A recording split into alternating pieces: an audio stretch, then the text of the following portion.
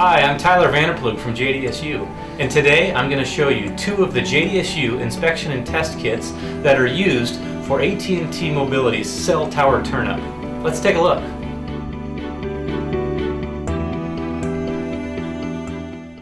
Let's start by taking a look at the kit that's used on the bottom of the cell towers, also known as the AT&T 14 kit. All the contents in the kit are kept in this portable shoulder carrying case here. The first thing is a probe microscope. This is a digital microscope that plugs directly into your PC or laptop so that you can inspect and certify the end faces of your connectors.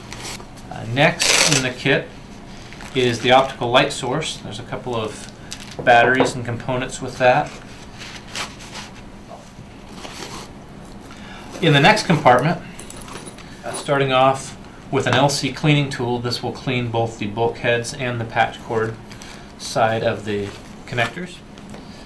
In here is a visual fault locator. It has a portable canvas carrying case. Also in here, a USB optical power meter, so it plugs also into your PC or laptop and allows you to get your power measurement readings. Also in here are various tips and adapters. I'll go through the details of those in a second. And then there's a nice little portable carrying case that comes with those. Finally, some additional accessories and parts in the back of the carrying case here. The software installation disc, a couple of patch cords here. These are LC patch cords. And the user manuals and certification materials. Alright, now I'm going to show you the various tips and adapters that are included. They're all contained in this small bag here, and as I remove them, I'll put them in this tip storage case here, which is just a safe and portable place to put them when they're not being used. Alright, starting off with the various tips that are used for the probe microscope. First is the FBPT SC. This tip here is used for inspecting SC connectors that are located behind the bulkhead. Next is the FBPT U12M. This is actually used for inspecting LC patch cords, or actually it'll work for any connector that has a 1.25 millimeter ferrule, but in this application it's primarily LC patch cords. Next is the FBPT LC. This is actually used for inspecting the connector behind the bulkhead for an LC. Just put this on to the end of your probe and you can inspect that connector. And then finally is the FBPT U12A6. Now there may be times when you're inspecting an LC connector where it's a really dense application, or maybe the LC bulkhead is a little bit hard to reach. And so this tip here has a 60-degree angle on that, so you put this on the end of your probe microscope and it allows you to get into those tight spaces a little bit easier than with the regular LC bulkhead tip. Next are various adapters and other accessories used for other devices included in the kit.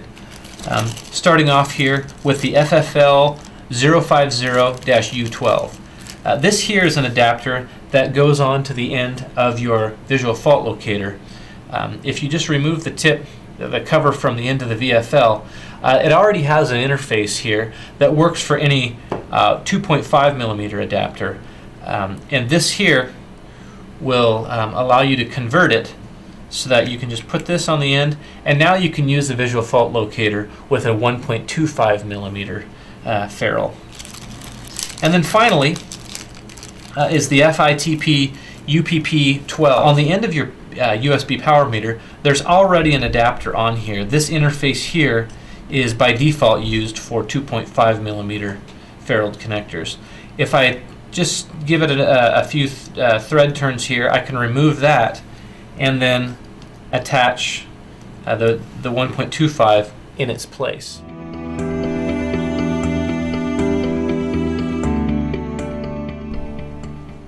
Alright, now let's take a look at the kit that's used at the top of the cell tower, also known as the AT&T 15 kit. Here in the top compartment of the carrying case, first we have our handheld display here.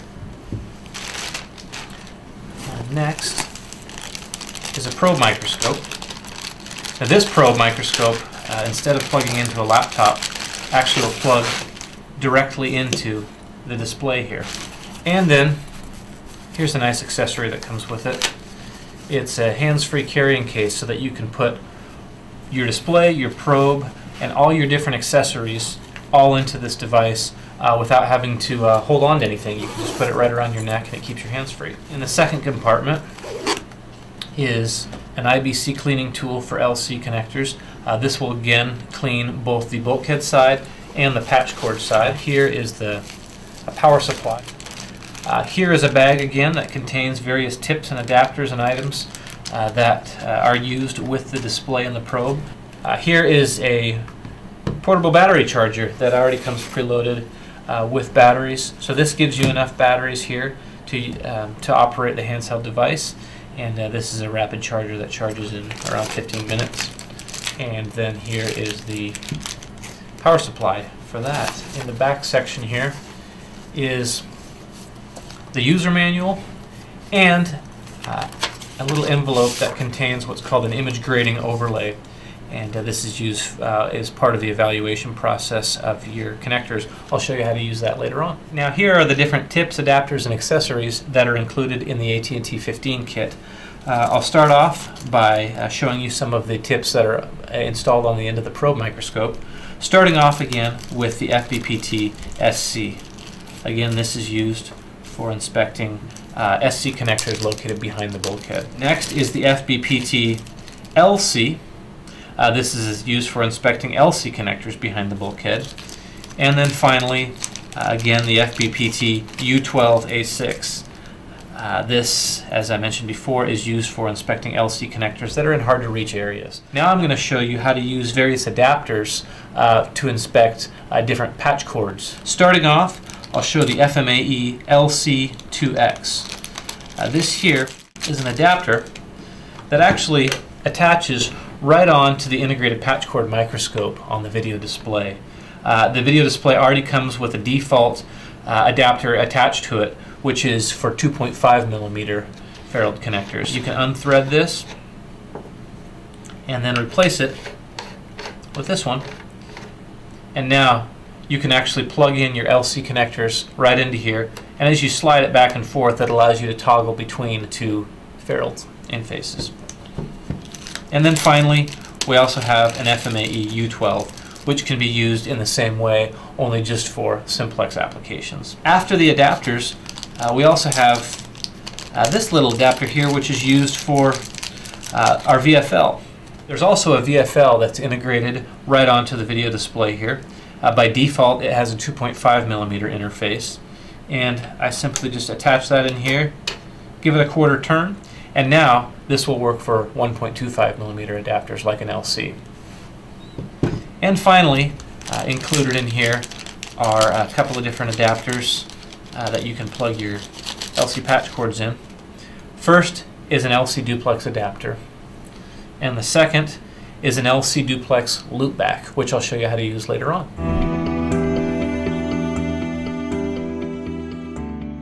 Okay, now that we've gone through all the contents of the AT&T 15 kit, let's go ahead and get it set up for the use actually up on the cell tower. We'll start off by using this hands-free carrier here that comes with the kit. This will hold all the contents of the kit so that you can climb up the cell tower and do the work that you need to do. The first thing that you want to do is put the HD2 in there. There's two little clips that can be undone, and then just drop the display right in there. Now by default, the HD2 comes with this universal 2.5 millimeter adapter, but since at the top of that cell tower everything is an LC duplex connector, we want to use this FMAE LC2X, which allows us to inspect those LCs a lot faster. So just thread that on there and you're ready to go. Next, you're going to want to put the probe on. You can start by just putting the probe right down the center pocket in the back, and the connector here will thread right onto the side of the display. Give that a turn until it goes into place and thread the coupling nut over. Now your probe is attached. But before you use this probe, you're going to want to make sure that you put the right tip on.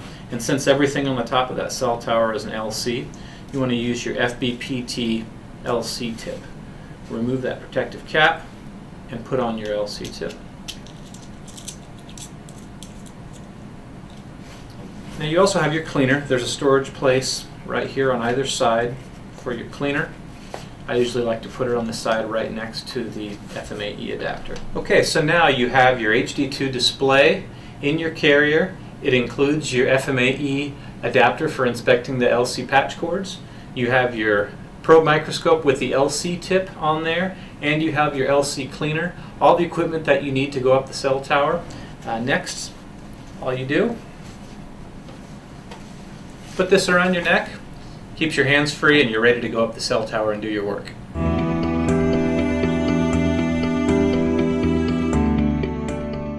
Now we're ready to prepare all the fiber connections up at the top of the cell tower. All the fiber connections are located inside this ray cap enclosure here. Let's take a look inside. To do that, remove this protective seal and slide this out. That will reveal a series of 24 LC fiber connections located in here. Now what we're going to want to do is make sure that all of these end faces are clean, and then we're going to inspect all of them. Now the arm here of this bulkhead enclosure can actually swing out. There's a little screw that can be removed, and this swings out, giving you easier access to all the bulkhead ports here.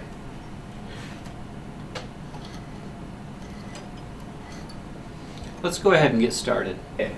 Now I'm ready to make sure that all my connections are clean up on the top of the cell tower.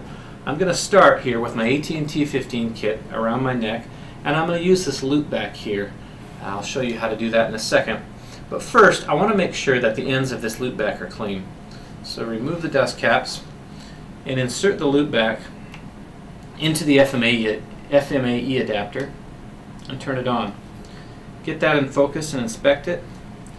Now if it's dirty, with this side here, first side is clean, second side is a little bit dirty. I just put that into my IBC cleaner, leave the cap on, give it a click, re-inspect that, and now I'm good to go. Next, I want to make sure that the bulkheads are clean as well. But in order to activate this microscope, I press the button here on my patch cord microscope, and now that allows me to see what's going on with the probe. There's the first one. That's a little bit dirty on that one. Check the other one while I'm at it. That one is clean. So that first one is dirty. Take out my IBC cleaner, remove the cap, and that allows me to go in there and clean it just by giving it a click. Now after I clean it, I always want to re-inspect to make sure that the connector is clean. And that one is. Now I've confirmed that both ends of my loop back and this port here are clean. So now I can remove my loop back from the FMAE adapter, which has been sitting here in what I call a parking lot, just keeping it safe and clean, and you're not going to lose it there. And I plug that in, and now this channel here is ready to test down on the ground.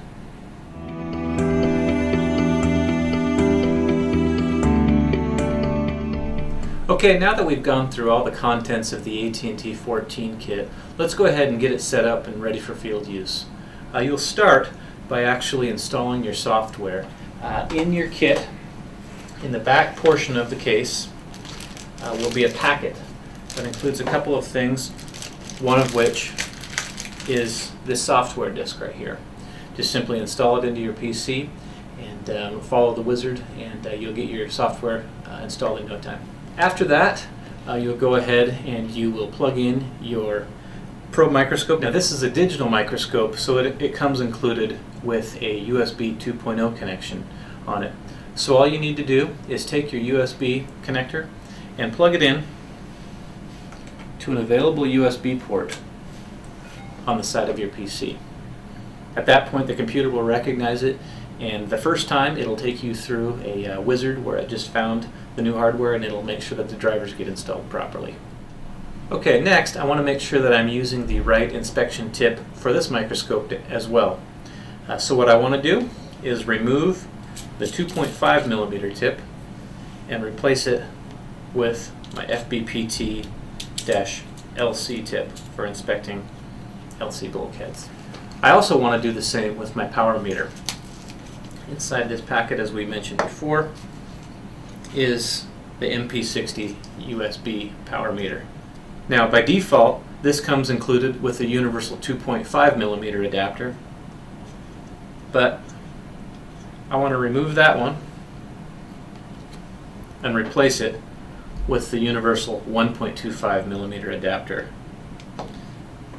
Next, I want to plug this in to my PC as well. I recommend using this included extender cable that comes with it. Just plug one end into your USB port and the other end right into the other end of the extension cable. Okay, now that you have your software installed, you're ready to go in and configure FiberCheck 2 for the job site location. This is something that you'll have to do just one time at the beginning of every cell site location. Let's take a look. I first start off by clicking on the FiberCheck 2 Quick View icon here, opening that up. Now once you have the screen up, there are a few different things that you'll want to do to get things configured right. Number one, this step here, I am inspecting. You're going to want to click this drop-down menu and choose the kind of connector that you're inspecting. In this case, it's the very first one, single mode in service. The next step is answering the tip I'm using. I click on the drop-down menu there and click the first one, standard tips with BAP1. Now, before doing anything else, click down on this options button here, and you want to make sure that you configure the options menu with all the right details for saving your location and your job site information. This first tab is called Archiving Options. Now I've already created a folder here called Cell Tower, but it's really important that you name your folders for the location of the job that you're at. So here I'm going to use the example of Reedy Creek. Once that's done, I select PDF for my report format, and at the very bottom I check this box called Activate Quick Save, and I'll explain that later on. The next tab is called User Fields. Here I can input information about the company or the job that I'm working on. So I've typed in AT&T location Reedy Creek and my name in here. The next tab is called Power Meter. Here I can define where I want to save my power meter logs. I'd recommend saving it at the exact same location as your inspection archives. So go ahead and select that folder. In this case, I select Reedy Creek. And then there's a tab at the end called Options. This just has some other information about the parameters of the microscope. You can leave those as is. And then finally, when you're done, just click OK. And now you're all ready to go and to begin your test procedure.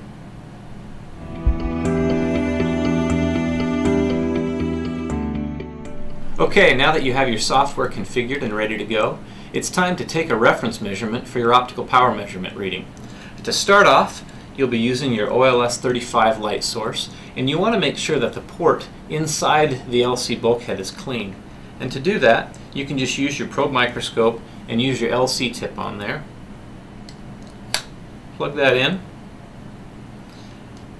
get it in focus here, and that's clean. So now you know that that's safe and you're not going to be embedding any debris into there. Next, you're going to want to check all your test leads, the end faces for those, and the end faces for your loopback as well. So to do that, you're going to want to change your tip from the LC bulkhead tip that you used on the OLS 35 and change it out to your FBPT-U12M. Go ahead and start and remove the first dust cap. Inspect this one, and that one is clean. So now you know this end is clean and the bulkhead end is clean, so you can plug that one in and it's ready to go. Next, you want to check the other end of this test sleeve, and that's clean as well. Once you've confirmed it's clean, you can plug it in to this end of this little bulkhead here that came in your kit. Okay, and next we want to check and make sure that the test lead that plugs into the MP60 power meter is also clean. So plug this in, and that one has a little bit of dirt on it there. So to clean this, you just flip the cap open, give it a click or two with your cleaner, and that's a lot better. Now that you've confirmed that's clean, you can plug it in to the UPP adapter on the MP60 power meter. And finally, I want to check this test lead here. And that one has a little bit of dirt on it as well.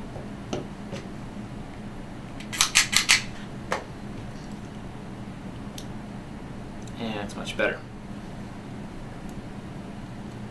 So now I've plugged from my light source into this end of the bulkhead, and this cable here, this test lead, is coming out into my power meter, and I'm going to connect these with my loop back. And before I plug these in, I need to quick make sure that these are clean as well. That one's clean, and that one is a little dirty. That's better. Now I've confirmed this end is clean, and I go ahead and I can just plug this right into the bulkhead adapter. So now I have a connection going all the way from my light source into the loop back, coming out of the loop back, and into my power meter. Let's take a look at the reading here on FiberCheck 2. Okay, so I set my light source here to 1310 nanometers, and then finally turn the laser on. This indicates that the laser is on. And over here on FiberCheck 2, on my optical power meter, I also select 1310 nanometers, and you can see that there's a reading here of about minus 26.85 dB. I want to reference that. To do that, I just press this reference button here, and you see that zeroed it out now.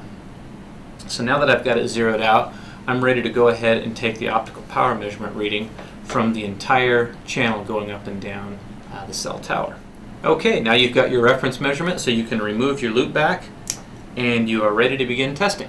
What I have here is a simulation of a fiber going up the cell tower. It would connect to the loop back up at the top and then coming back down. The first thing I want to do is inspect these connections, get that into focus, and I press test on the little button that's on the side here.